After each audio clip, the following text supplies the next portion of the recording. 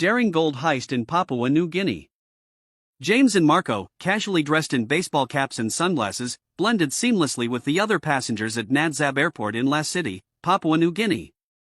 Their destination was the capital city, Port Moresby, with a brief stopover in Wau Town, Moro Province. The airport buzzed with the usual activity, and no one paid the two men any attention as they completed the normal formalities and boarded a Cessna Caravan aircraft alongside other passengers.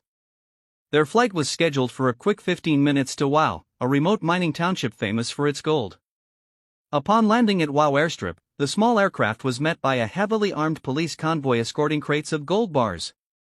The precious cargo was quickly and efficiently loaded onto the Cessna, with the officers maintaining a vigilant watch over every movement.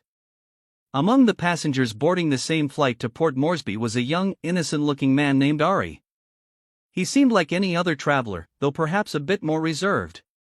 As the final checks were completed and passengers settled into their seats, no one could have imagined the drama that was about to unfold. The Cessna Caravan took off, soaring over the breathtaking but rugged mountain ranges of the Owen Stanley region. The passengers gazed out at the stunning scenery, unaware of the imminent danger. Then, suddenly, Ari made his move. From inside his jacket, he pulled out a revolver, pointing it directly at the pilot. "This is a hijacking," Ari declared with cold precision. "Everyone, please cooperate, and no one will be harmed." He yanked the communication headset off the pilot's head, silencing any cry for help. Panic rippled through the cabin as the passengers struggled to process what was happening. Shock turned to terror when James and Marco, seated in the back, stood up and revealed submachine guns, leveling them at the horrified passengers.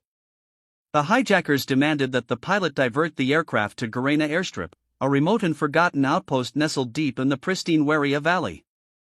Shaken but fearing for the lives of his passengers, the pilot complied, guiding the plane towards the isolated strip. Meanwhile, in Garena Station, the rest of the gang lay in wait, hidden among the overgrown tea plantations that carpeted the valley. They had been waiting patiently for hours, their nerves taut with anticipation. When they finally spotted the hijacked aircraft descending towards the airstrip, they erupted in cheers of jubilation. As soon as the plane touched down, the gangsters swarmed the aircraft, surrounding it with military precision. With practiced efficiency, they unloaded the crates of gold bars, working quickly to empty the aircraft of its treasure. Despite the tension, no harm came to the passengers or the pilot. Once the gold was secured, the hijackers allowed the plane to continue its journey to Port Moresby as if nothing had happened.